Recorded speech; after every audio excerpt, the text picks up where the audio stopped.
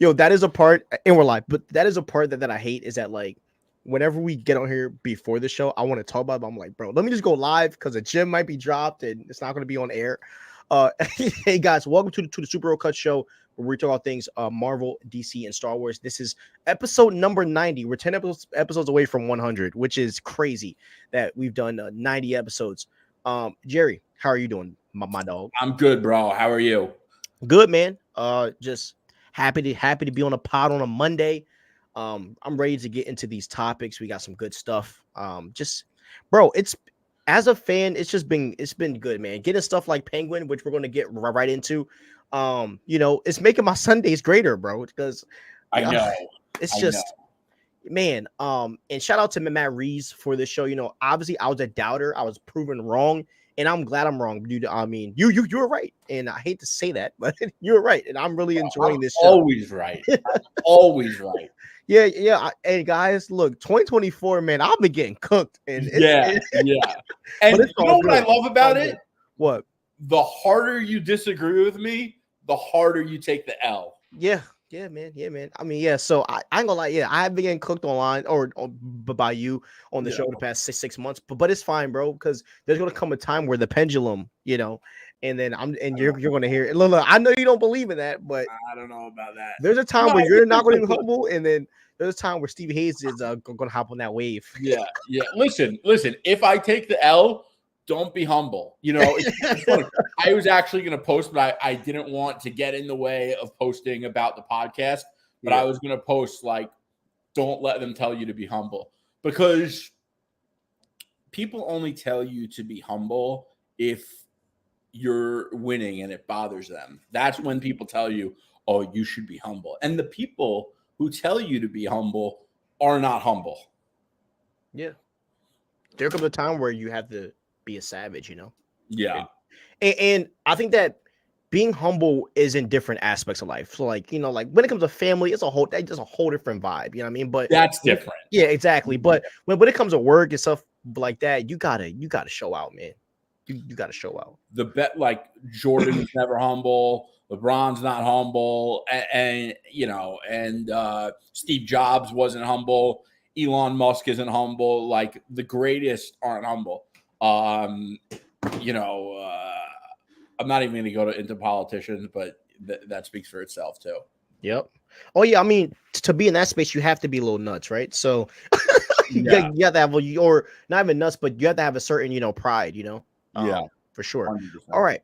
So Jerry, Penguin episode 4, we were in awe. I know you were too. So how do you feel about Penguin episode 4 so far? And the funny thing is, I think I texted you saying that, this episode was going to be a shift from what we've seen. So how did you like that shift? This was the way to launder in a female character. Okay. This is the way you center a female character and sideline the star in the title. Okay.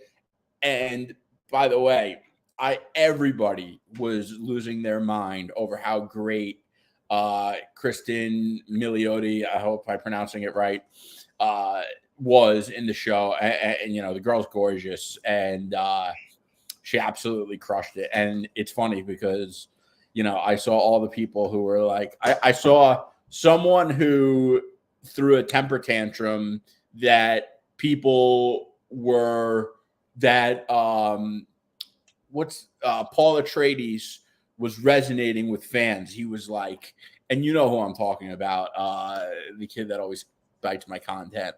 And, he was all like, I forget exactly what he said, but, and he was like even saying how great it was. And I saw other people who complained about feminism. So I think that a lot of people, like, they broke their own rules. People who, are like feminists were like super happy with it. And people who don't like when, someone with bad morals resonates with fans because they don't like people looking at villains in a heroic way, like resonating as if they're the hero. And, I guess maybe you might be able to justify it a little bit with Sophia Falcone because of what we saw, what she went through.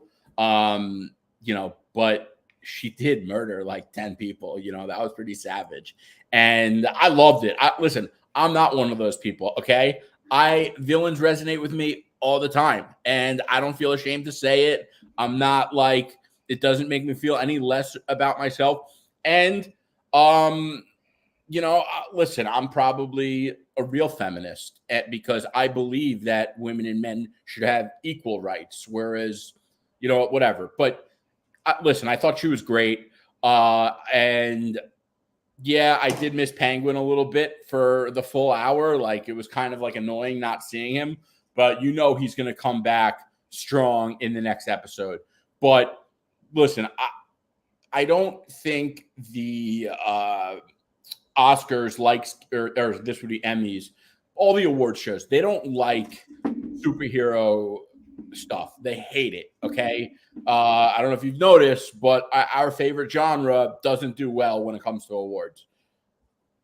I think she's going to get a nomination. If she doesn't get a nomination for the Emmys, okay, like, none of us should ever pay attention to that ever again, because that episode, she should be winning Best Supporting Actor or Actress in a TV show. I mean, she absolutely crushed it. And I hope that this is her ticket to becoming an A-list star. Like, she deserves to be the number one star in movies. And I think everyone wants to see more of this girl. So, Yeah, this is just like, I mean, this is, don't you know how like Sydney Sweeney has been like booming where everybody wants her in films, but she does a little more like, rom-com content. This actress needs to be like this for movies like John Wick, for movies like, Mission Impossible, like, or any type of mob gang war films, like this. The way that this woman portrayed this role of Sophia Falcone, bro, is it's some of the best acting I've ever seen in my life. I mean, yeah. And I loved it. Honestly, bro, I wasn't really expecting a deep dive into Sophia Falcone, and I was shocked that that I thought that Penguin getting caught, trying to schmooze over both families was going to happen towards the end of the season, and I thought that it was kind of going to happen when like Penguin's like at the top, and he's like, oh, like, yeah, I've been doing this all along. I just schmoozed you both. Now I'm the guy. So I'm shocked that it happened earlier. It really surprised me. But I do want to talk about how the way Arkham was depicted. Did you like Arkham in this episode?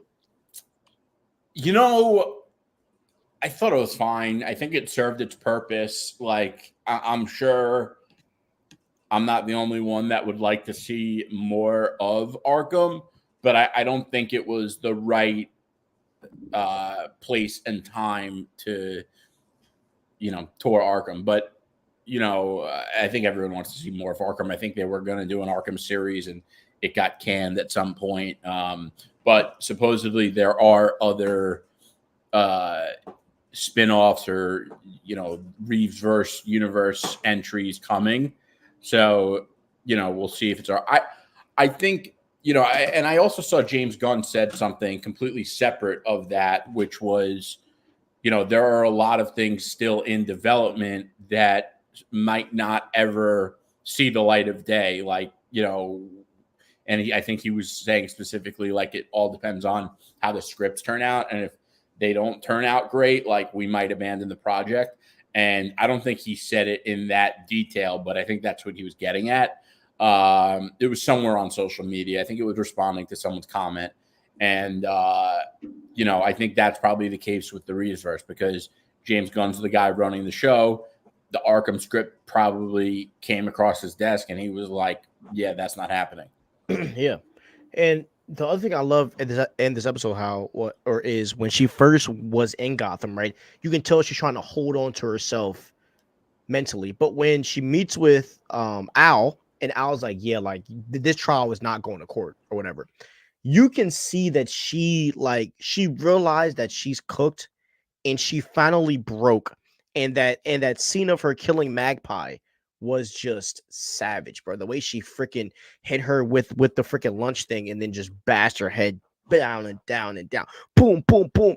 And then Magpie died was just savage. And I also love how, this just gives a deep, because when you are thrusted into a show like this, but it's kind of like in the middle of things, you have a lot of questions that arise, right? And some of the questions that I had, bro, was like, I understand why the family, looks at Sophia crazy, but like, why? Like, what is some of the things behind this? And so getting that background of like Luca and all them wrote letters to the cops about saying that she had mental illness. Carmine set her up crazy, bro. He set her up good.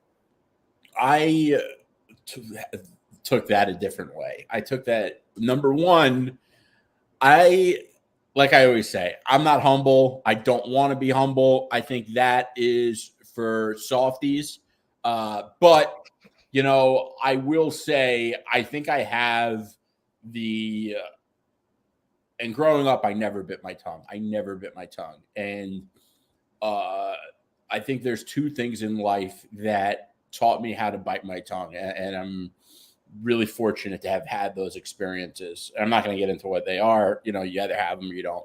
But I was just like, she messed up. Yeah. She should not have opened her mouth the way she did with Carmine. And I could understand a little bit why she did, because, even with me and family, like growing up, I was never one to bite my tongue. And I think that when you grow up like that and, you live a nice life, and I just think it's easy to think like you could always say something. I also just say the two things that really taught me how to hold my tongue were, and both, and separately and combined, but like work stuff and political stuff, and that I don't think Sophia ever had that. And I think she really messed up when she opened her mouth, number one. And number two, I think that her family was probably, just doing what Carmine wanted, because I don't think they had an issue with Sophia, but it was more like they needed to appease the head honcho, Carmine, and they probably wrote those letters. And she doesn't care why they did it. Of course, why would she? She was there for 10 years. And I love that Julian Rush was one of the doctors. And he's like looking at his Arkham girl. He's like, damn, she's pretty bad. Bro, he's been trying to bag her this whole season, bro. He trying hard too, dog. Can't blame him. Hard. Yeah, he's trying hard. But yeah, so I thought that was incredible. And listen, Sophia had a role in the Long Halloween series, but we never got an introspective look into her the way we did last night. And I think it was awesome. And one of the other cool things about Batman, and people just don't understand, man, especially the people who are like, oh yeah, Superman's better than Batman. I'm like, bro, Batman's entire, the characters in Batman's universe, so many of them could live on their own. Batman's mythos is the GOAT. There's no other character in the comic book space that has a greater mythos than Batman. Period. End of story. Not up for discussion. Yeah, after this one, Matt Reeves is making his own version of the freaking Sopranos. Bro. Well, I actually, it's nothing like Sopranos. Have you watched The Sopranos? I'm not talking about the movie itself, but the influence. Listen, I think that they're trying to sell it to the same crowd, but The Sopranos it's a very different show. Yes, but I'm saying about the influence that this is having. That's what they're trying to sell to people, of just the aura of gang wars and kind of what's going on. I think that it's beautiful, and I think that Penguin is going to have an impact on society where, I think people are on it now, but I see Penguin being a show that 6 years from now, people are going to be like, yeah, that was one of the greatest shows that we've ever seen.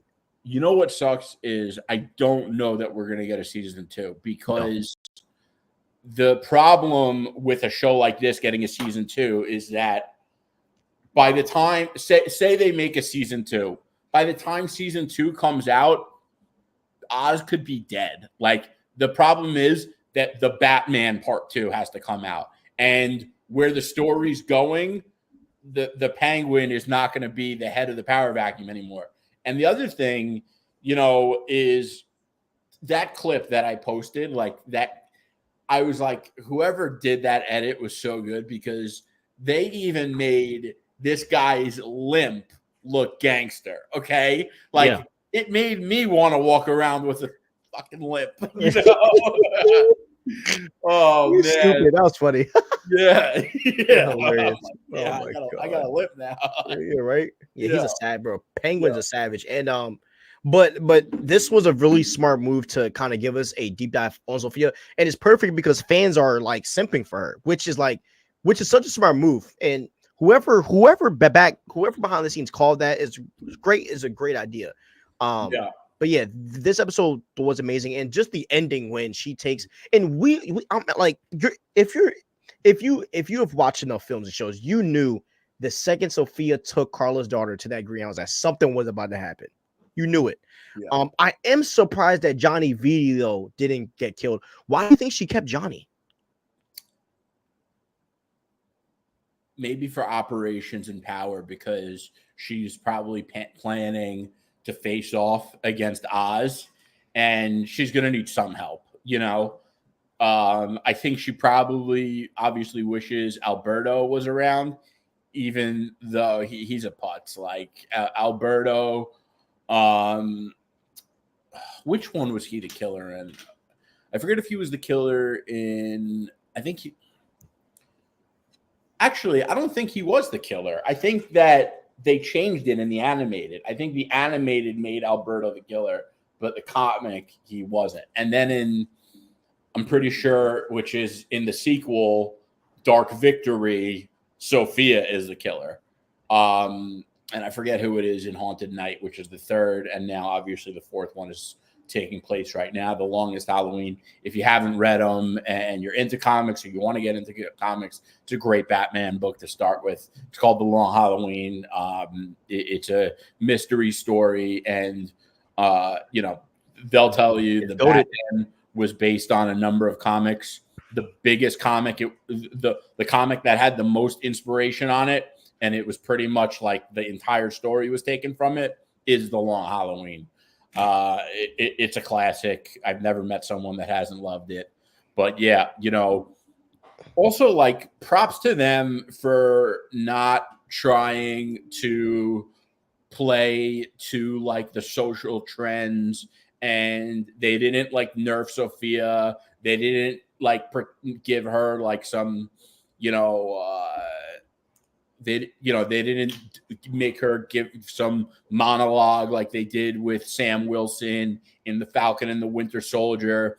They just made good content. They kept politics out of it. And trust me, I know you're thinking, where would the politics go? With a character like Sophia, most people in Hollywood would botch it. I guarantee you that. And don't worry, guys. We have a topic about that at the end of the show, because my Instagram post that I posted on my personal page and my comic book page, I actually got approached about it at church on Sunday, so I have a lot to share with you guys about that. Which post? No, remember when I posted on my Instagram? Remember when I posted on my Instagram story with all the photos of like Storm in them, saying about how like no one could complain about them? Yeah. Somebody came up to me like at church, pissed, needed more understanding of what I was trying to say. But they were more mad about the T'Challa. So they were African, but they were more mad about they weren't understanding what I was saying about the T'Challa comparison linking to the Aaron Pierre situation. But I'll dig into it when we get into the topic though. But yeah, I'm so fed up with, oh my god. Yeah, don't worry, bro. We are going together. All right, next topic. But yeah, Penguin has been a 10 out of 10. So Now this topic, I do think part of it is stupid, but I do think that as a costume guy, I think that this is an important thing, and this has kind of been trending around. Hero Hollywood had posted on Instagram, and I was reading comments, saw some stuff on X. So I was like, why not add it in here? So Jerry, there's been this thing that has been going around, or this big topic leading up to the possible castings of Batman coming soon. And this is obviously a growing topic because of the fact that Batman is the most popular DC superhero ever. And the topic has been, what color should Batman wear in his appearance in the Brave and the Bold? So, and a lot of people want the blue, but also people want the original gray and black as well. So I know you might not care about what color, but what color would you want Batman to wear? Here's the thing. First of all, off the gate, black. At most, gray and black. It's funny because I'm rereading the Tom King Batman, and I got to say, so there is a story arc within that run. It's called The War of Jokes and Riddles, and it's like a crazy all-out war that builds and builds between Joker and Riddler. It's sick. But it happened in the past. So Batman retells the story to Catwoman. And in that flashback, there's a suit, and it's so sick. It's gray and black. It's kind of like it reminds me the most of the Batman vs. Superman suit, but it's not like Frank Miller or bulky or anything like that. Yeah. And it doesn't have the creases and, anyway, listen, here's the thing. There's pros and cons to each, right? And I think the big pros for a more colorful Batman suit, like the OG, the blue and the gray and the yellow, number one is that you have to remember that this is not the Batman universe. It's a shared universe. So Batman's going to be on screen with a lot of other characters that have much more colorful suits than he does. And to blend in with that, some people making these movies might think the blue looks better than the black. That's a great point. Number two, you have to remember that they want to sell this to kids. And when they sell things to kids, it's the reason the cereal is all colorful, social media apps. I'm serious. And I'm just thinking about it. You're right. I'm thinking about it. All the social media apps are very colorful. Mm-hmm. Fast food, very colorful. Kids' cartoons, very colorful. Kids get stimulated by color. So that's going to be a big factor in the decision too. And above all else is the fact that I think James Gunn is very inspired by the retro styles of comics. He wants to honor the characters and their legacies. So, he's going to do things like put underwear over the pants, which I think is ridiculous. But listen, James Gunn is the brilliant creator. I'm just an opinionated guy with a mouth. Yeah. Obviously I give myself a lot more credit than that because I'm not humble, but you get the point.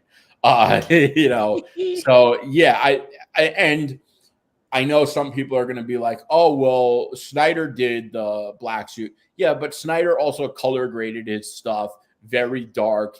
Even the more colorful suits of the characters on his team, the Flash suit was a much darker style of a Flash suit. Yeah. The Superman was a darker suit. Wonder Woman's was a darker suit.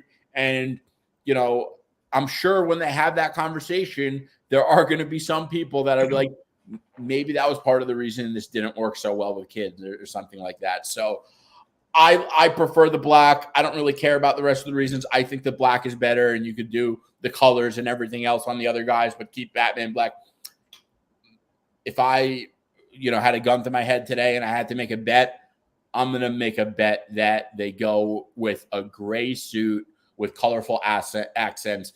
Maybe the cape is blue, or, the belt is yellow or gold, something like that. I'm guessing that they're going to use gray and some color to kind of to compromise, but I think it's going to be more color. And by the way, that compromise is going to appear colorful. You're not going to see it and be like, oh, that compromise. You're going to see it and you're going to think this is a more colorful Batman suit than we've ever seen. Because keep in mind, we haven't seen a colorful Batman suit since like Adam West in live action.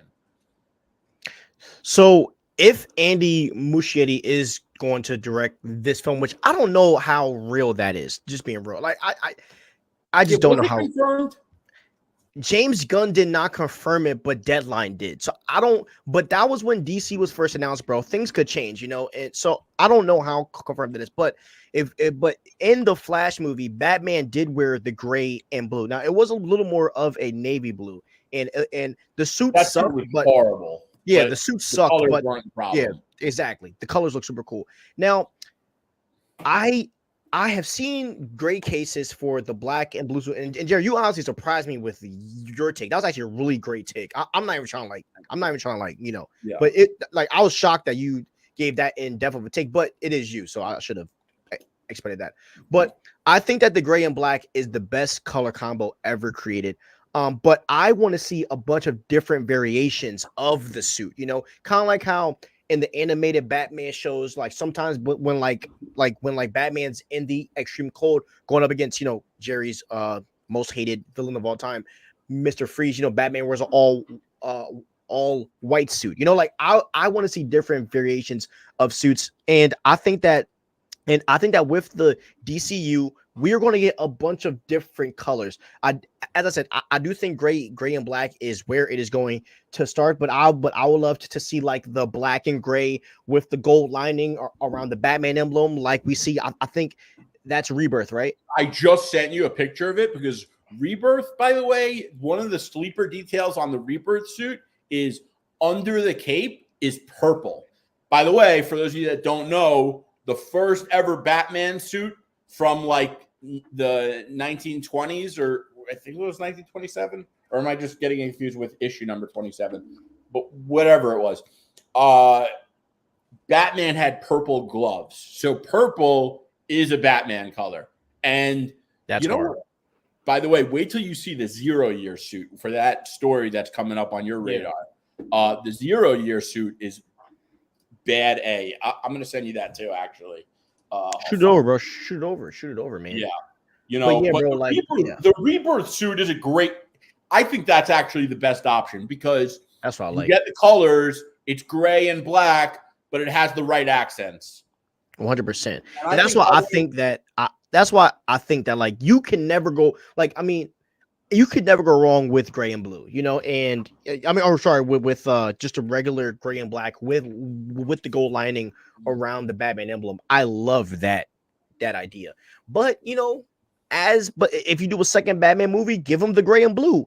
You know, like in the Daredevil trailer that got leaked or whatever, you know, like there's a scene where Daredevil's looking at like 4 different suits and helmets. Like Batman can just go in and out of suits as the story goes forward, and I think that that's fun. You know, the one thing that Marvel Studios really is great at is they always give the characters new costumes every film, and that makes fans feel like they're looking at a whole entire new character. Like, yo, I can't, guys, I'm telling you, one of the reasons why I got into costumes was because Iron Man had a new suit every time. You know what I mean? And by the way, the Age of Ultron suit is so underrated, isn't talked about enough. But yeah, man, like Iron Man always had a new suit. Captain America always had a different variation of his suit. So, you know, go that route with that also makes it easy to reference. Like when you see a photo or an edit, you know immediately. If you're one of us, you know immediately which movie it is based on the suit. Yeah. What is your favorite Iron Man suit? Which film? It's tough, but I would probably say Civil War. I think Civil War is the hardest one. Yeah, Civil War looked the best for sure. All right, what is your favorite Captain America suit? My favorite Cap suit is probably Winter Soldier, bro. No question. All black or the black? Yeah, hard. I always like black. Like black's my color. It always has been. You know, all black is hard. Yeah, all black. Yeah. I just think everything looks better in black. Like, you know, Bruce Wayne, does it come in black? You know, actually, I will say I've always meant to get a silver car because of James Bond. But I don't know. I just think that like, isn't your car black or no? Yeah, it's black. Yeah. You know, and it's a coupe, but I don't know if you saw, they just unveiled, I think today actually, the Aston Martin Dude, DB12, the Goldfinger edition. You saw it? No, but I just love Aston Martin. Me too. Oh, bro, they just it's like the new James Bond Goldfinger edition to honor the Goldfinger DB5. That's hard. This thing is so sick. There's only 60 of them. I'm sure they're going to be like $1 million. Oh yeah. Yeah. So that's crazy. But, okay. Yeah. But yeah, guys, as you see, we love costumes. Let's read some chats. I think black or we love costumes, but we both agree and acknowledge that if you aren't in a movie or a child trick-or-treating on Halloween, you don't belong in a costume. Yeah. And cosplay is cringe. Stevie tweets that all the time. You said what? I said Stevie tweets that all the time. What that cosplay is cringe? That cosplay is cringe. Oh yeah, the only place for it is Comic-Con or at like movie premieres, which I do. I think movie premieres and Comic-Con, you wear them. But to like the mall, like yeah. It's like when I see someone like walking around a strip mall in a costume, like taking pictures, like you look like you are having the maturity of a 5. Yeah, bro. Like, bro, go like if you're LARPing, I get it, cool, but like to just wake up and throw on a costume, bro, I think that's kind of weird. And also the people who spend so much money on these costumes, it's like it's so ridiculous. Oh yeah.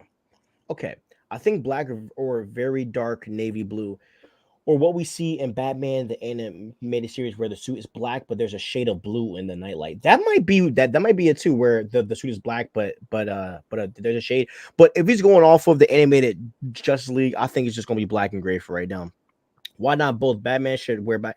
And that's what I've said, bro. I think they should variate through all of them. I think that'll be fun.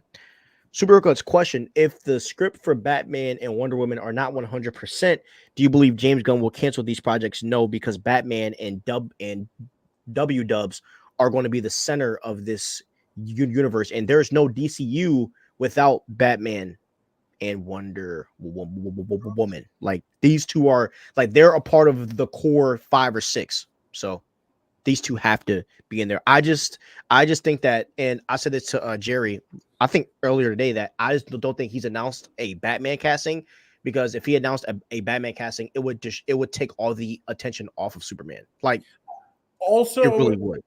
It's at some point it's going to be like there's going to be some kind of conflict in the fandom over DCU Batman and Pattinson Batman. You know, the more listen, I don't think there should be. I think it's going to be childish, but we know how people are. I mean, you should see the people in my replies on threads. Like, you tell them you don't like a movie they like, and you know they act like the biggest snowflakes. It's crazy. Yeah. So there are going to be people who are like at each other's throats over disagreeing on which is the better Batman. And it sucks. You know, I wish people were more mature, but you have to remember some of these people are grown adults that wear costumes. So what do you expect? The only other weird pattern is that the James Gunn supports projects that he's going to continue, right? So like Zolo, he really likes Zolo. Like, and I think Zolo is a great actor. I think it's pronounced Cholo. No, it's Zolo, the guy that plays Blue Beetle. You know, I think Zolo, and Zolo was he's in this show called Cobra Kai, which is a really popular show. It's like a spinoff of the I've heard it's good. Kid. It's really good, and it's a shame that Zolo got looped into the crap of Blue Beetle 1, because Jerry, he's a great actor, bro. He's a great actor, and I think that under James Gunn's tutelage, he's going to kill it. I mean, he's going to do great. He backed that. He's also backing the Batman, and I should have added this as a segment, but if you guys don't know, with the whole Joker stuff, Todd Phillips basically dissed James Gunn and Peter Safran. He didn't even want them to appear to the premiere. So like, you know, it just I'm gonna leave that there. But But the fact that I was just looking great because he's paying for it now. Yeah, exactly. And I was just looking at James Gunn's X, and he just posted an article about how the Penguin is just at the top of views at the moment, right? So I do think that with James Gunn backing this, and with that rumor that Zaslav is trying to talk to James Gunn and them, I think that there might be a chance of some characters maybe getting carried over, or possibly even Pattinson. So we just have to wait and see what happens with the Batman stuff. I will say, first of all, Joker is like releasing on digital before the end of the month. Okay. Yeah, that's bad, bro. Bro, the movie came out, I'm pretty sure, in October. What, 2 weeks ago? 2 weeks ago, right? I'm gonna look up the release date. Sorry, I want to say something else. Hey, go ahead, bro. I got you. I will say that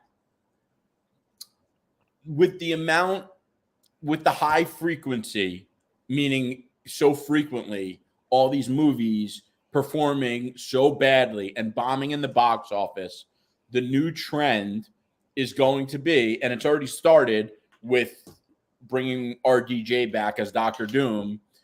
The studio execs want to avoid risk. They want to go with stuff that is already tried, true, and battle tested, and avoid risk. And because that is the new trend, I could totally see Zaslav saying, Pattinson sells tickets as Batman.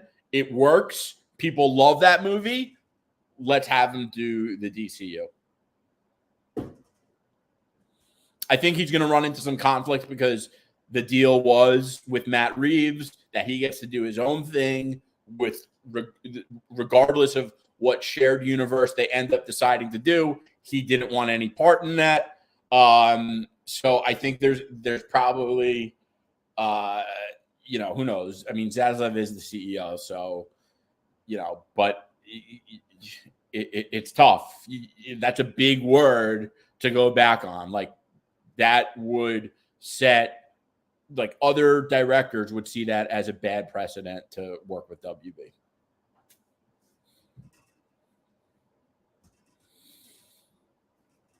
You know what's funny too, by the way? So, like, Joker, I feel like I've seen so many different people be like, I'm going to go see Joker, and I feel like people are being over dramatic and the backlash isn't as bad. It's like, okay, so you're going to pretend you like Joker because you don't like that it's getting backlash. I'm sorry, but this movie, it's like, and I know they say a lot of the people ripping on the movie haven't seen it, and I know I am one of them. But I'm sorry, I'm just not wasting my time. You tell me it's a musical, I won't watch it. And I know there are some people like Joker sings songs. Joker singing a one-off song in a comic book where it's like 3 lines, or in a video game, is completely different than saying, let's make a Joker musical. Yeah. So I watched it, and I'm a musical fan. Okay. Now, and so if you like, I'm a fan of musical films, and it's trash. Just being real. You know what I mean? And I'm the one who's sitting through Agatha, right? And like, as much as the actors have, tarnished a lot of their creds, the show isn't bad. And at the end of the day, like, I'm like, we're always going to keep it a stack. If the movie's bad, it's bad. And the reality is, and you and I, Jerry, have talked about this 1,000 times. It's okay to like a bad movie. We all love bad movies. The issue is when you try to sell me that bad movie is good. Like, all you got to say is the Joker's a terrible movie, but I like it. I love the Percy Jackson films. They are some of the worst book adaptation films of all time, but I like it. I'm not going to sell you that is good. So yeah, that's how you got to say it. Like, it's bad, but I like it. Okay, right, cool. Right. Rock out, bro. Like, that's how you feel about Batman Forever. I hate you. I wasn't even trying to. You son of a gun. You son of a gun. You know who said she loves Batman Forever? I gotta look up her last name so I get it right. You son of a gun, dude. Oh, that was a good one. I should have said that about the Dark Knight. Darn, I missed my opportunity. Oh. No, that's because everyone says that movie is a masterpiece. Bro, that was I'm telling you, no, that was on comedic timing right there, bro. That was a good one. I'll tip my hat, bro. That was a good one. Oh god. It's Kristen Milioti or Milioti. I'm gonna guess Milioti. Yeah. Anyway, she said she loves Batman Forever. Hey, we'd love to have you on the show. I think Iron Man 1 to the first Avengers movie was the best one. While Cap, I would say Civil War and Endgame were that the chainmail in Endgame is fire, but that freaking Winter Soldier suit in the black or the dark blue or gray, whatever, that's hard, bro. That's hard. But honestly, bro, all the Cap suits have not missed. I'm not gonna lie. Because the Age of Ultron suit is very underrated. And when he had the drone where he could summon his shield to jump on his arm, bro. By the way, even the first Avengers suit was sick. Okay. Oh yeah, and the Star Spangled Banner. Oh, bro, all those suits were hot, bro. Even Thor. Oh, what is your favorite Thor suit? I would probably say Avengers 1.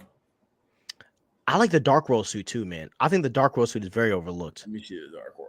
Google that one, bro. You know what I liked about the Captain America First Avengers suit? It's like it's so rugged and like it actually looks like a military fatigue fabric. And he had the gun that went down on his shoulder too, which was fire because that was so unpopular during that time because like no one thought that superheroes had guns and stuff, and I was like, yeah, that kind of like that was fire to kind of break the mold. What's the suit you were telling me about? Thor Dark World. It's very similar to the Avengers 1 suit, but I'm pretty sure there's a slight difference though on it.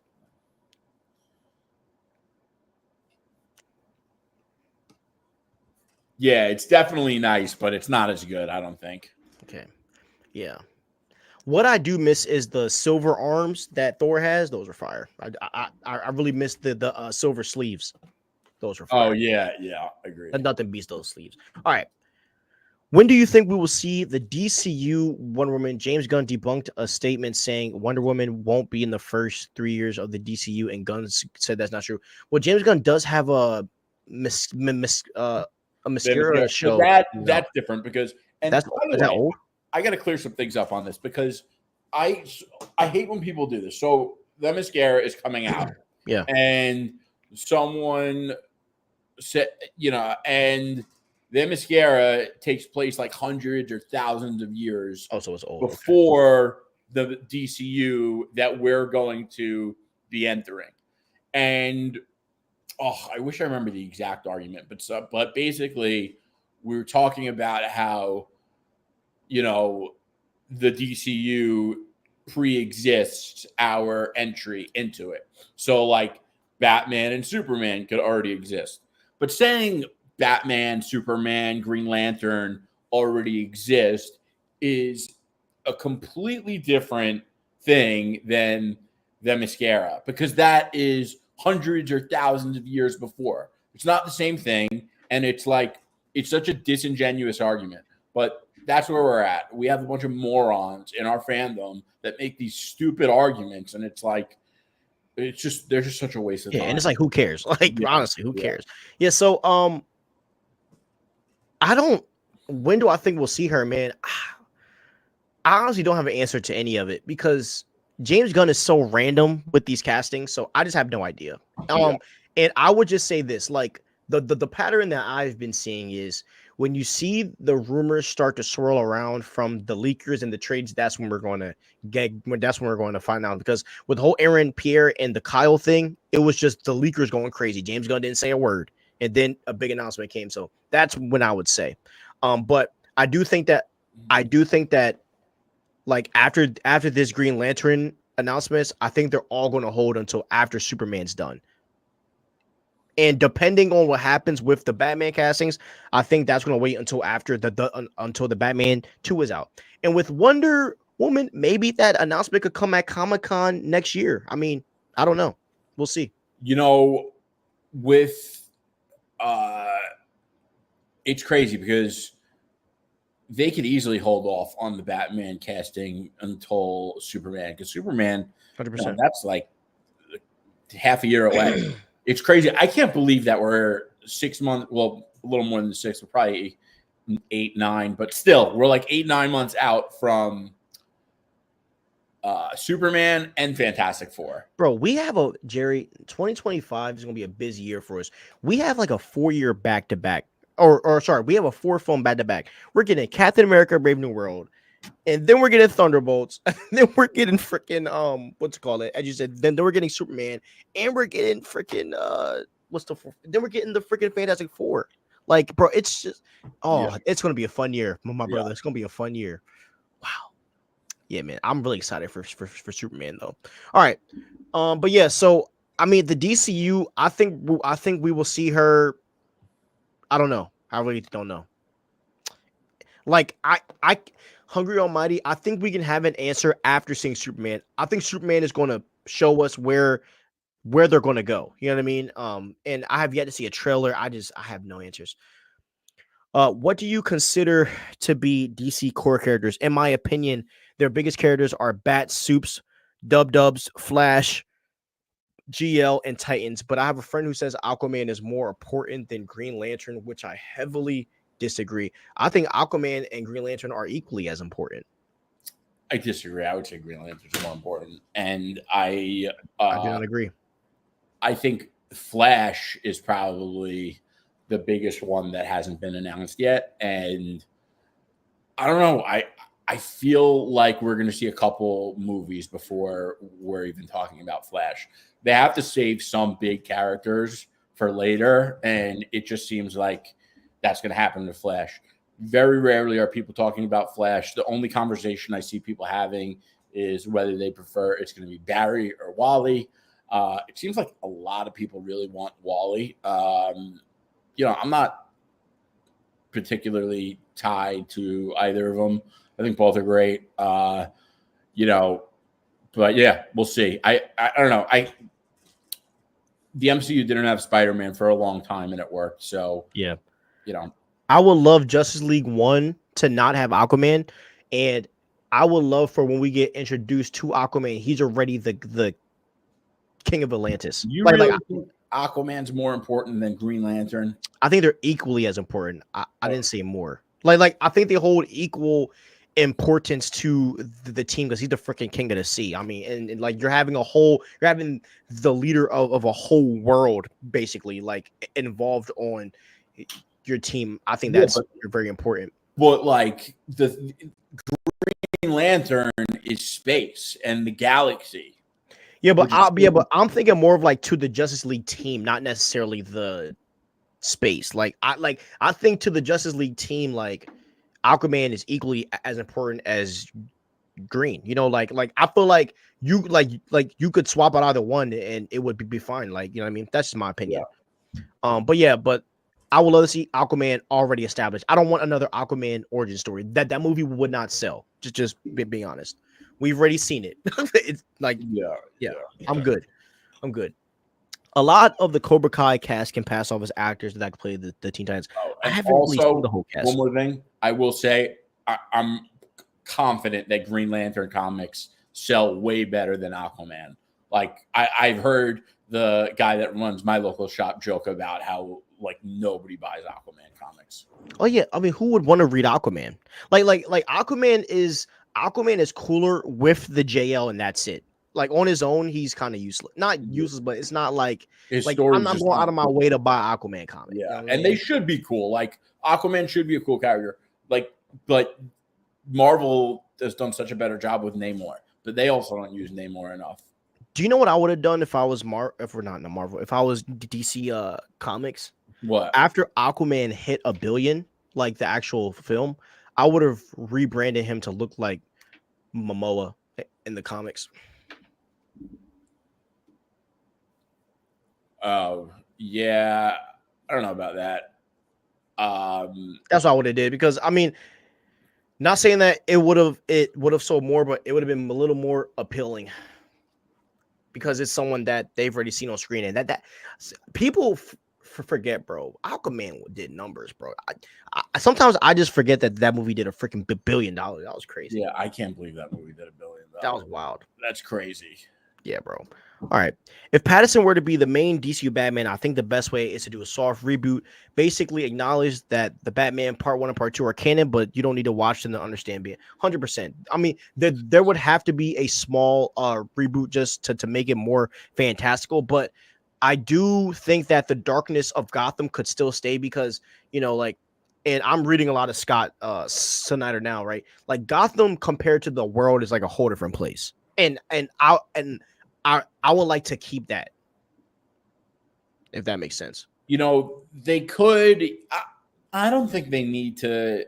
Like, I think the one thing they would need to do is speed up the timeline. Like, they could say the Batman took place a long time ago, and now Pattinson is a more experienced Batman. Like, that's the only thing I think that would need to be cleared up. Exactly. I also think Pattinson would need to shift his portrayal of Batman. I think he would need to be he would need to talk more. He would need to be more commanding and less like mysterious, because listen, don't get me wrong, I love the Batman. I think Pattinson killed it. But like, I just don't see that Batman being the Justice League Batman that the DCU needs. Yeah, man. I mean, Pattinson was playing a young Batman, so I mean so I feel like he kind of had to be that guy. So I am hyped to see the Batman 2 and see what character growth took place. But you're all right, bro. He's going to, I mean, he's pretty much gonna be a dad, so he got to be a whole different character. Yeah. And the good thing though is that Pattinson is 38, so if he is going to be the Batman, my guess is by the time he's filming, he's going to be like 43, 44, which, you know, is going to age him a bit. So, bro, no way. There's no way that we're waiting 5 or 6 years for that movie to be filmed and come out. That's a long time. So you think this happening right after Superman? I think that this movie will release by 2027.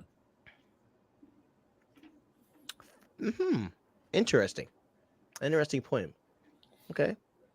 But still, he's still gonna be in his 40s though. No, which is a good age to have a character. And you and I talked about this earlier. I want Bruce to look more suave, man. I need the slick back hair. I need the fly suit. Like, I need more style to Batman, bro. Like, he looked kind of corny. Yeah. And his Bruce Wayne fit at the funeral, bro. I wasn't. And the Justin Bieber hair, like, we got to switch all that up, bro. Like, come on.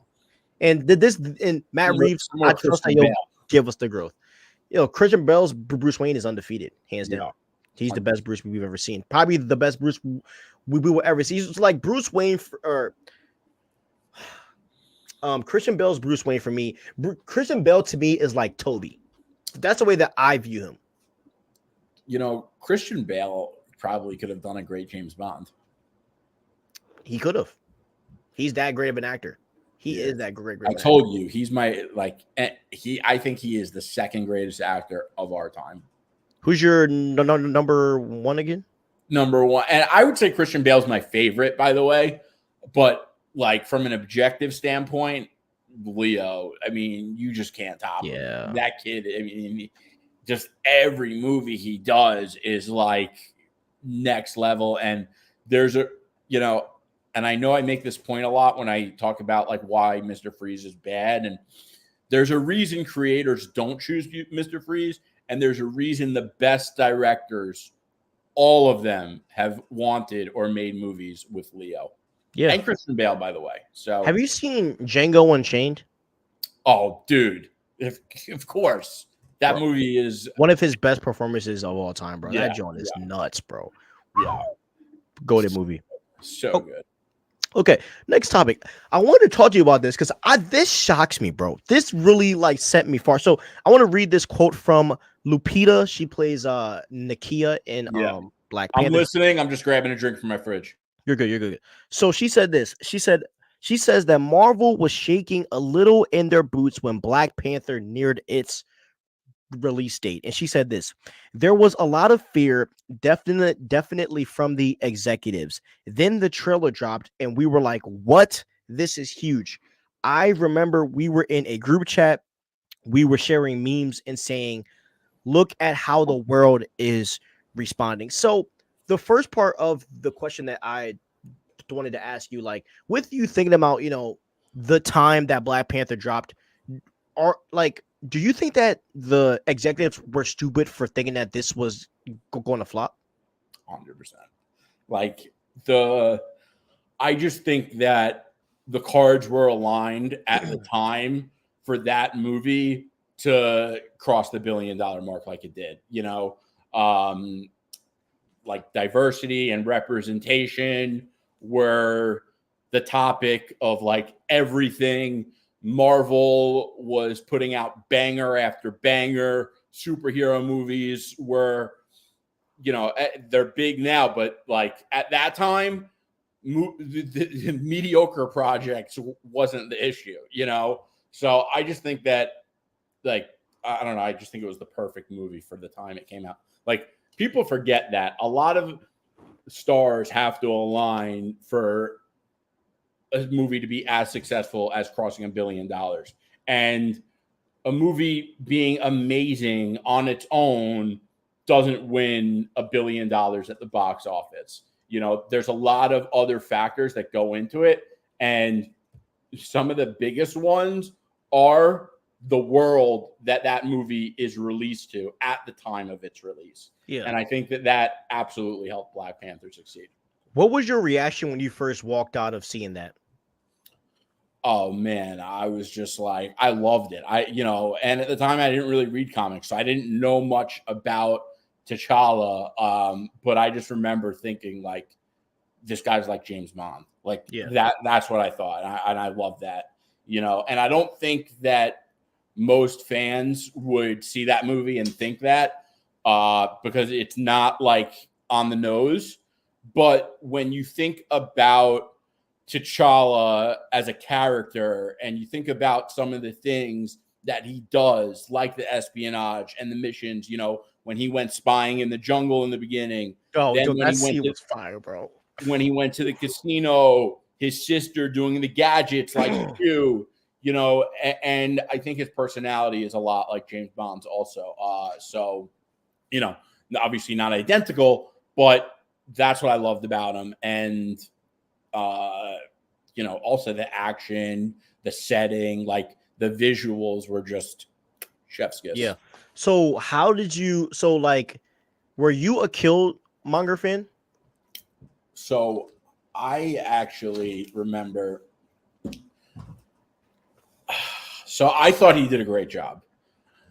But the one thing that really bothered me at the time was when Killmonger said, I forget exactly what he said, but he said that he wanted to kill Americans, like American citizens. Mm-hmm. And for him to say that, and then everyone on social media saying Killmonger was right, I hated. I thought that was terrible. Yeah. And like, if you think Killmonger is right when he said that, like, you are a problem. Like, you really need to take a step back and rethink your entire worldview.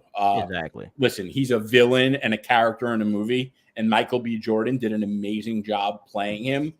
And, and you could think that, you could have sympathy for him feeling that, Black Americans are still treated unfairly today. Like, but it's a whole other thing to endorse him saying like he wants to kill American citizens. Yeah, that's where I draw the line. Exactly. And this is what you and I talk about, how people don't really watch the movies, because Killmonger's whole entire idea of that is debunked because the anger is just coming from him feeling left by his own kind, his family. And it wasn't against really Americans, it was against the Wakandans. But what makes the story even more beautiful is how T'Challa's like, no. And he's fighting against his own people the whole movie, because he's like, we need to give these resources to the world to help them. And even the Wakandans are like, yeah, nah, like we're not trying to give anyone the power, which is like, that's why, but that's why I think the movie is so. And bro, that scene when T'Challa, he was in the afterlife and he talked to all of the past kings, he was like, all of you were wrong, bro. That scene was fire, bro. Yeah.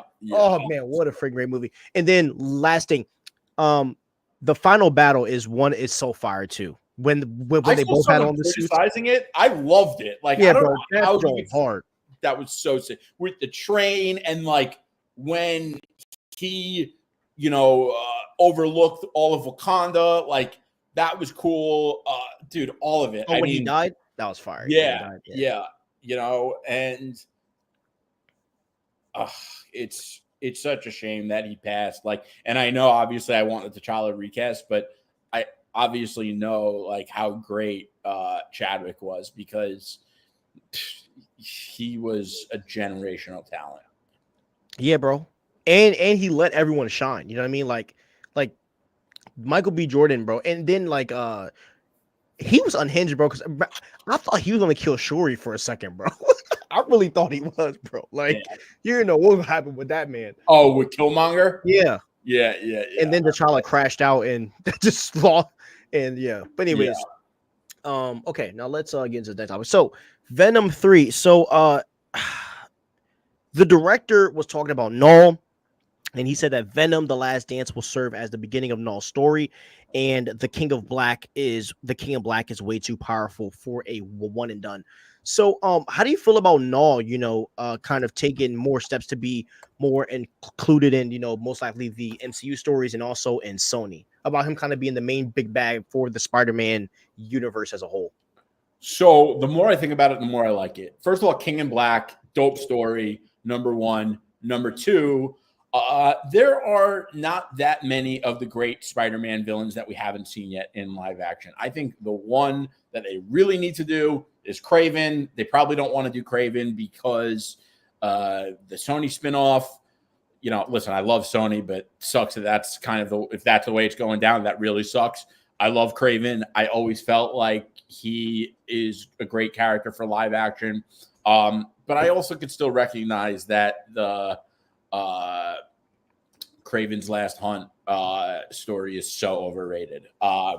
It's just not a good story, and the art has good vibes, but the text of the story sucks. Yeah. By the way, also, this next Spider-Man movie has to be symbiote. It has to be.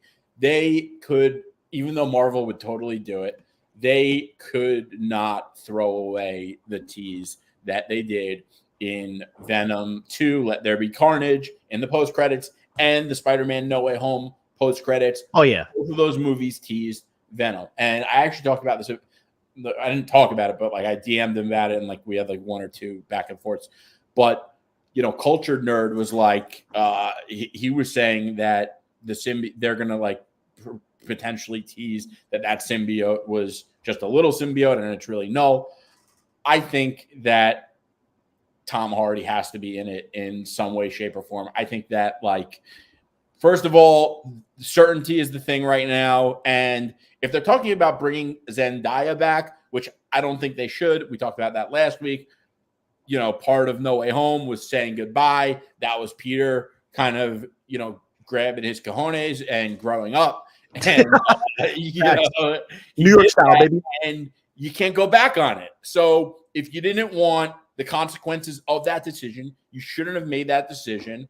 And I get that Null is obviously multiple steps up from Venom, but like Tom Hardy Venom being in the movie is going to sell tickets. Like if you do a Tom Hardy Venom and Tom Holland Spider-Man movie, that movie is going to do $1 billion guaranteed. Yeah. So I also read the King in Black series, and I'm actually reading Venom War as we speak, which I'm very like interested in. I think it's a very good story so far. So one of the things that I love about Null in general is that you can tie Null to a lot of people, because like in the freaking King in Black series, we see how Null's like tethering the symbiote to freaking Celestials, and Jerry, I didn't even know that Null didn't really want to be the King in Black at first, like, but if you control the symbiotes, you are technically the King in Black. And what has been very interesting, bro, is in Venom War, right? Like we see that Eddie kills Null and he ends up becoming the King in Black. So I do think that Venom 3 could possibly end with Eddie killing Null and becoming the King in Black, but there's multiple Kings in Blacks, right? And so in the comic book, right? So Eddie Brock ends up dying and he wakes up in this place called like the Garden. Now, this place, bro, it has different versions of Kings in Black after they die. So it's kind of like how in Black Panther there was the ancestral plane. It's kind of the same thing, bro, but just for the kings. And so I think that they could possibly do something like this in Spider-Man 4. and you know, you can involve a sort of multiversal symbiote story. And I'm not saying that Peter Parker is going to be a part of this symbiote god, you know, drama, but I do like the idea of, you know, Tom Hardy has teased that Eddie Brock is going to die. What better way is it to go out and you become the freaking king of symbiotes, right? Now, here is the other thing, though, is that after Eddie became the King in Black, he gave the symbiote to his son. What was his son's name? Dylan Brock. Yeah. So So he ended up giving the symbiote to his son. Now, let's just say that this possibly happens if they go by that by the actual story. You know, it would be very interesting if Peter got the symbiote and the reason has something to do with Eddie Brock setting, or with Eddie Brock's symbiote, you know, setting it up for this very reason, and it tying to this idea of them trying to you know, stop Null. So, you know, I think that, you know, I think Eddie Brock will somehow make the symbiote bond to Peter in the MCU instead of his son. And that could only work, though, if they go with this whole thing of, like, you know, Tom Hardy's Eddie Brock going into the MCU. And, you know, obviously, if we're talking Secret Wars, right, Reed, you know, tells Peter, like, yo, like, you have a living organism on you, get it off of you, you know. And, you know, and that could, so Peter could, you know, get the symbiote off, and that could pass to someone like a Harry. We could get another version of Eddie Brock. So I think that the idea with the symbiote is endless. And Jerry, by the way, bro, Venom War, you know, I really thought that Venom wasn't that interesting of a character, bro. But Venom War has really made me grow to like Venom as a character, you know. And you know, like, because I used to see him as just a Spider-Man bad guy and an anti-hero. But all of this lore with the whole symbiote stuff, bro, it's really made me grow to like the character. And I'm kind of salty that I wish we got to see more of this in a Venom 2 as well, you know. So yeah, Venom's a cool character, and the, you know, character of Eddie Brock is pretty cool. I haven't read Venom War, but I've heard good things. It's good, brother. Yeah, so I got to check that out. But yeah, listen, I don't know. I think that Marvel has done a lot of things and then abandoned a lot of things, and that's becoming a problem for me.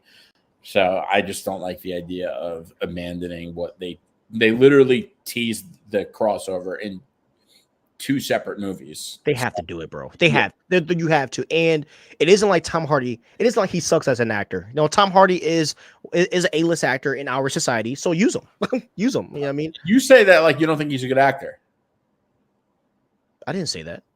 It's the way you said it. Sound like, yeah, he's an A-list actor. Oh, no, bro. Society. He's in Peaky Blinders, bro. He is.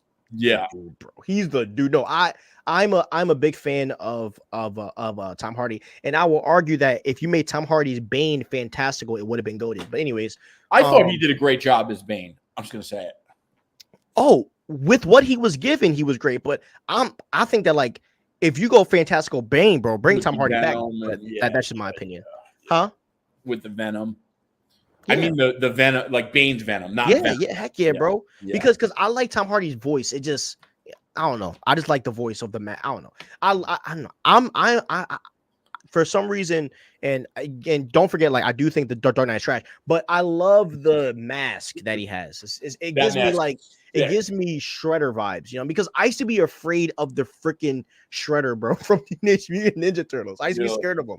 Yeah, because remember the live action one? Yo, that dude the Shredder used to scare me, bro. I don't remember. Yeah, so there was a live action Turtles movie. I wasn't even born. I think it came out in like 99, but I obviously grew up, you know, watching. But the Shredder used to freaking scare me, bro.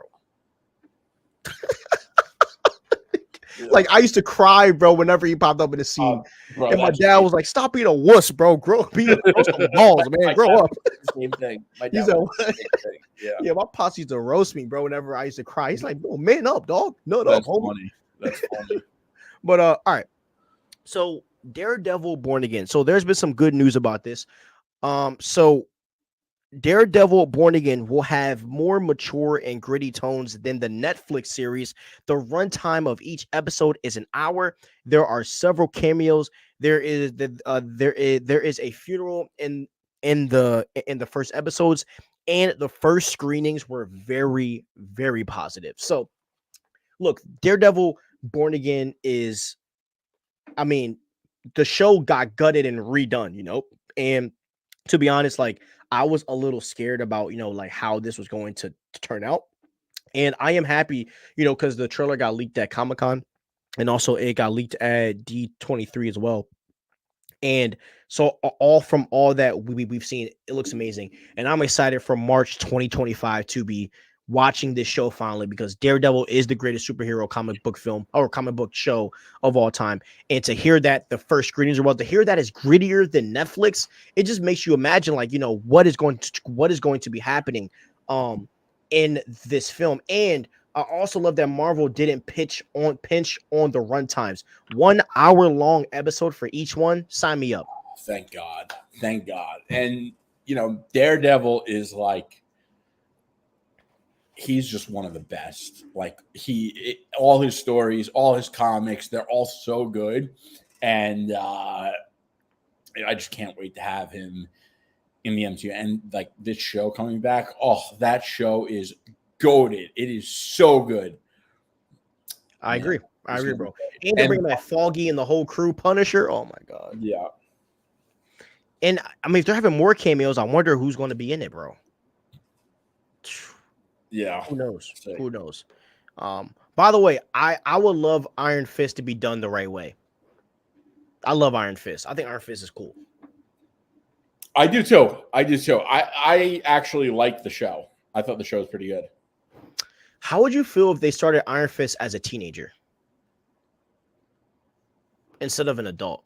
Nah, because I just think that the story of him coming back, like as an adult, makes more sense. Yeah, where true. His friends have grown up and now they're like operating these companies, and but I get why you would think of that, because he comes off like a, like his head's in outer space and he seems a little immature. So yeah, him and Spider-Man together, I think would be like fun. I just love him with Daredevil. I think him and Daredevil is like the best combination. Yeah. Do you think Matt's gonna pop up in Spider-Man? It's possible. Murdoch. Who knows, man? Yeah, he did it in the last one. Yeah, which was freaking awesome, bro. Yeah, they caught the joint. He's like, "I'm a really good lawyer." yeah, that was great. Yeah, let's go. Okay, now last topic to end the night, man. I really wanted to talk about this topic. Some of y'all are not gonna be fans of it, but I think it has to be addressed. This is the Green Lantern aftermath, man. So if you don't know, last week Aaron Pierre was announced as the Green Lantern, and there was just a lot of backlash saying that he's not, black enough and all of these things. And I feel like as a content creator, I'm not doing my due diligence if I'm not calling out and being honest. So Straw Hat Goofy, I'm a fan of a lot of the things that you have done. I still watch your content, and you are the reason why I'm a One Piece fan. Like you are, like I like true and true. But I was not the biggest fan of how he leveraged his platform to say, I'm happy that he got casted, but then you say that he's not, dark enough. And I think that this has kind of, been a common theme throughout our media when it comes to covering superhero content, to where it has no longer become about good story. It has no longer become about good costumes. It's become about political stuff. It's become about race. It's become about gender. It's become about laws. It's become about political sides. And it is nasty on both ends of the spectrum. Like when I watch superhero films, when I watch Star Wars, I'm trying to immerse myself into this world. I am trying to like not remember stuff that's going on in my world that makes me upset. You know what I mean? Like I am trying to enjoy a fantasy, and I think that if this keeps going, the MCU, well, and the MCU is weird because they'll do like mad politics stuff, but then they'll drop a banger. Like it's weird. But with something like Star Wars is becoming the Arrowverse. And when I say Star Wars is becoming the Arrowverse. The Arrowverse failed because of politics. That's the only reason why the Arrowverse failed. Not to mention Greg Berlanti wrote some pretty bad stuff, but the Batwoman show got killed because of politics, and that's facts.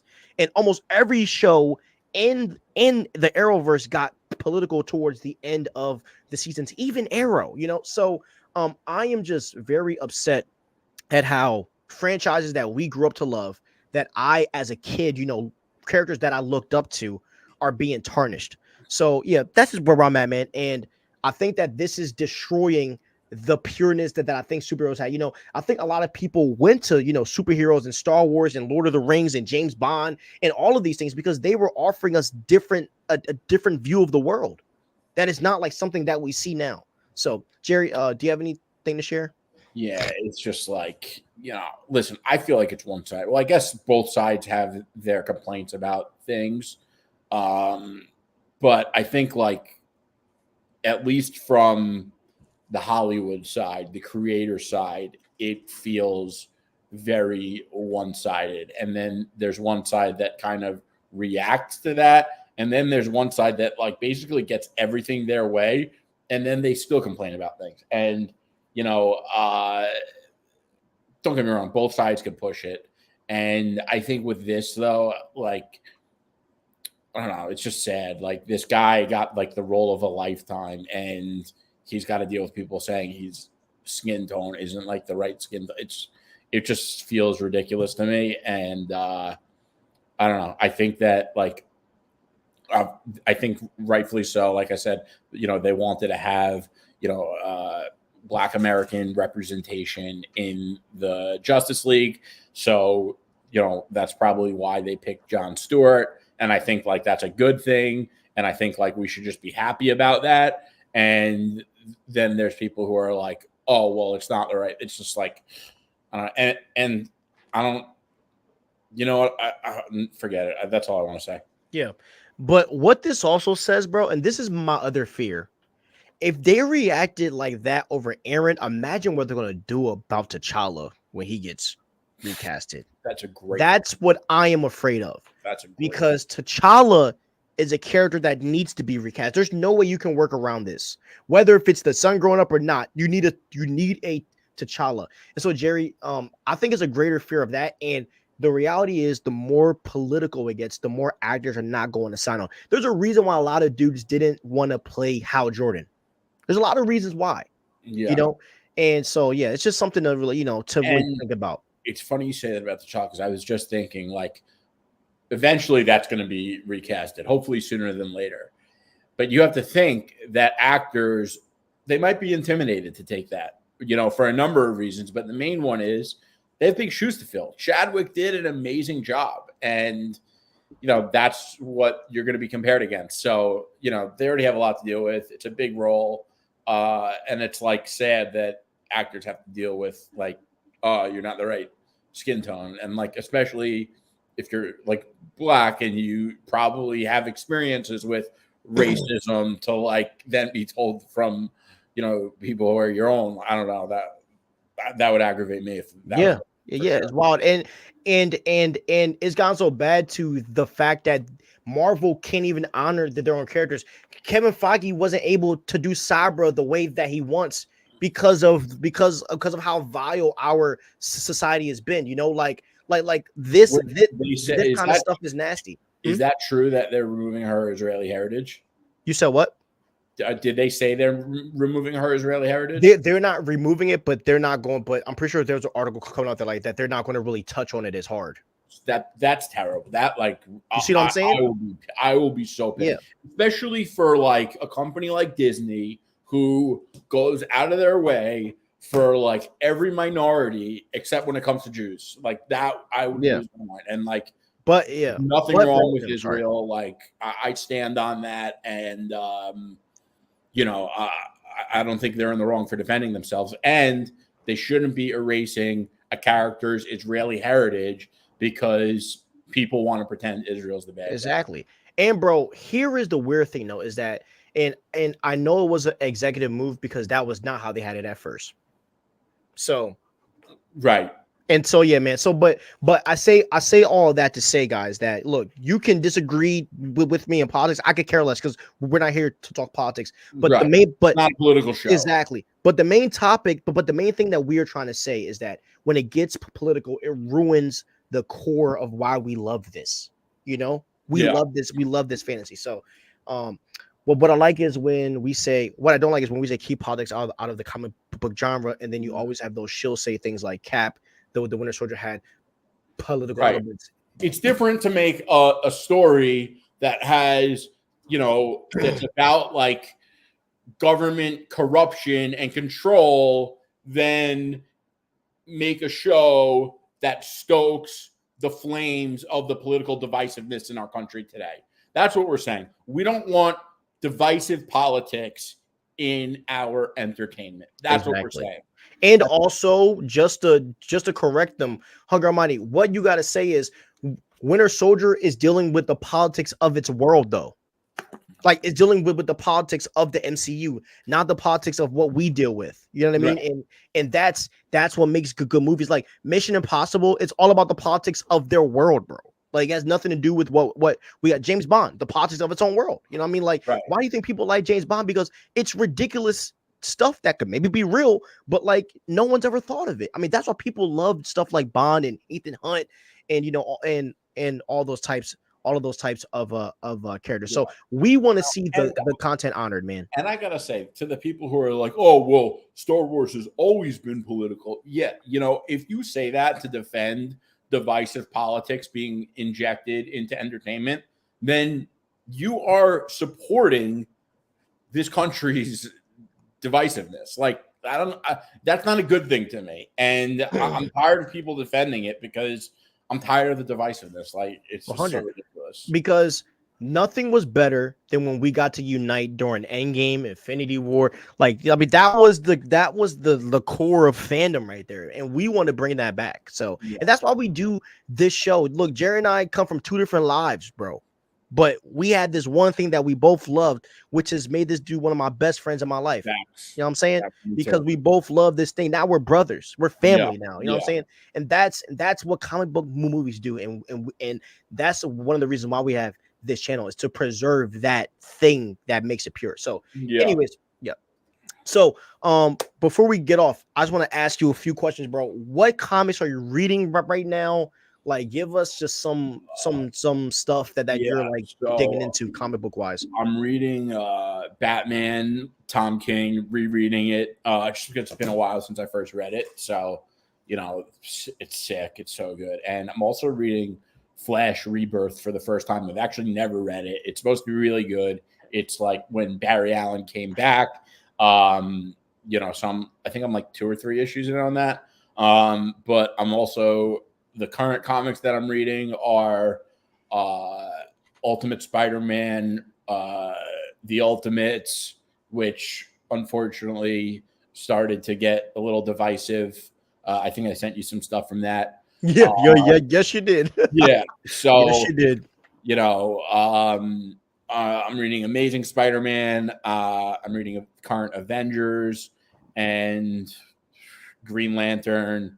And there's probably a couple other ones. Most of the new X-Men books I'm reading. So there's a lot. It's a great time to be a comics fan. There are so much good stuff coming out like every week.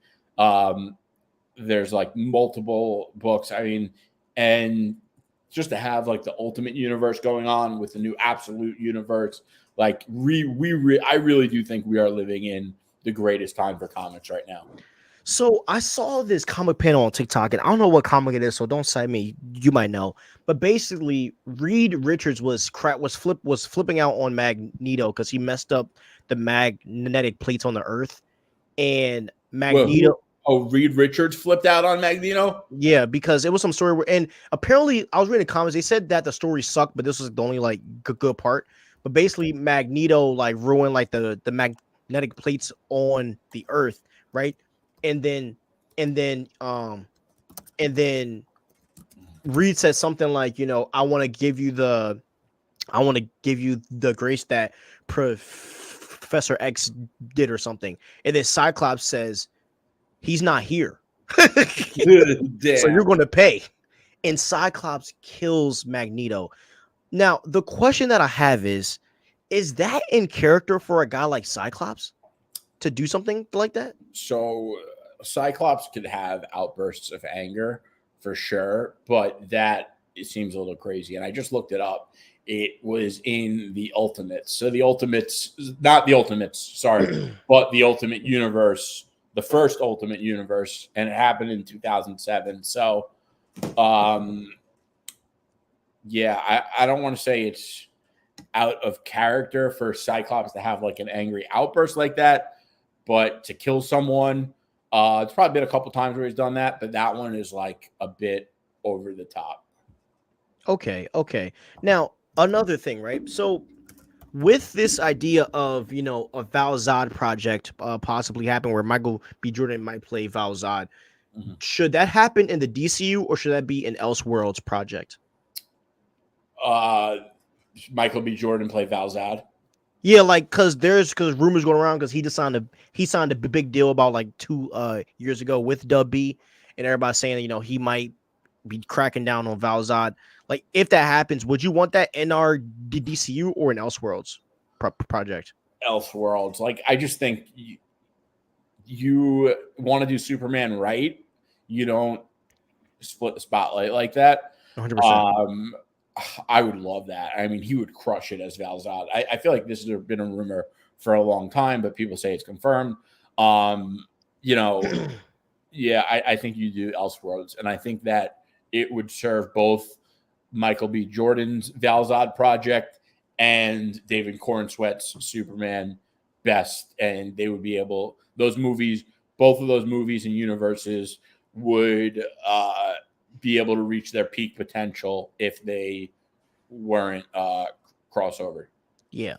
Last thing I want to talk about before we hop off, I am so sick of seeing Henry Cavill talking to Marvel rumors. I don't want him in any superhero films for a while. Yeah, I'm cool with him doing Warhammer and the Voltron. Like I don't want to see Henry Cavill in superhero films. And people fan cast him. Someone fan casted him as Batman the other day. It's like, stop it. And I swear to God, I'm starting to think the people who fan cast have like the lowest IQ. Do you know what's hilarious? Him and Jason Momoa both what's it called? They wanted the role of Batman. Who wouldn't want to be Batman as an actor, But both of them shouldn't be Batman. Yeah, definitely not Momoa. Yeah, definitely not Momoa. And listen, Henry Cavill's a good actor, but he's not Batman. Yeah, no. And he would make a great Superman, but that ship is passed. And I got to say something else. Like, as much as I would love to see Gal Gadot come back as Wonder Woman, I don't think that it's in the best interest of the DCU. Yeah, she's almost 50, bro. To bring back any of the major actors, because there's just too much baggage. That Snyder fandom is gonna complain about Zack Snyder and Warner Brothers until we all die. Like, they will be complaining about that for decades to come. They're not gonna stop, and we don't want to bring those fans along with us.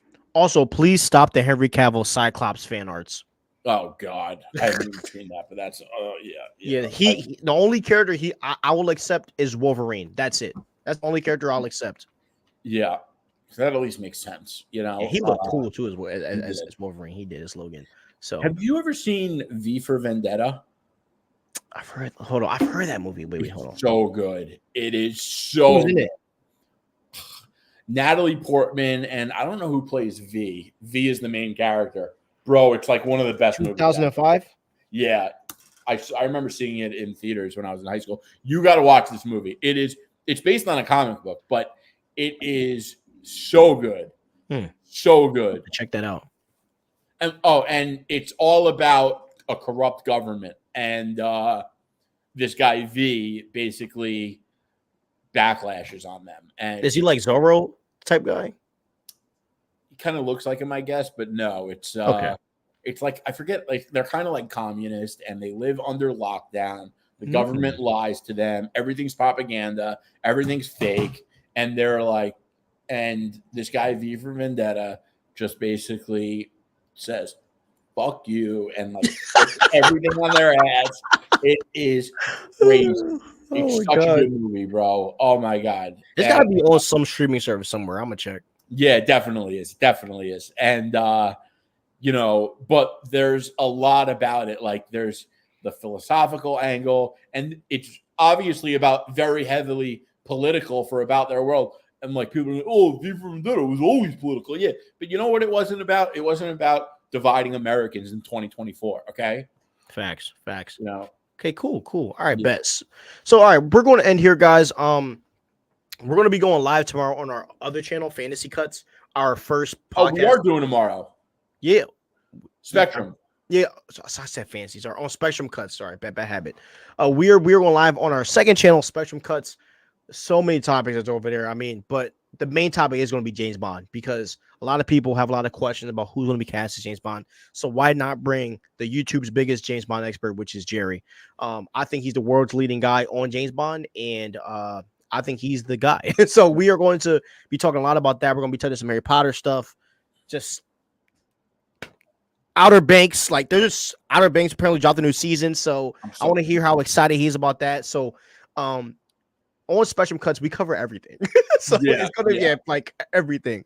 So we're really like that's our like baby right there. So we're like pretty excited for we're gonna cover, and if there's something that like you're interested for us to cover, let us know. I'm not guaranteeing we're gonna cover it. It's not like reading a comic book, it's not that simple. So we have to be interested in enough to want to watch it and review it.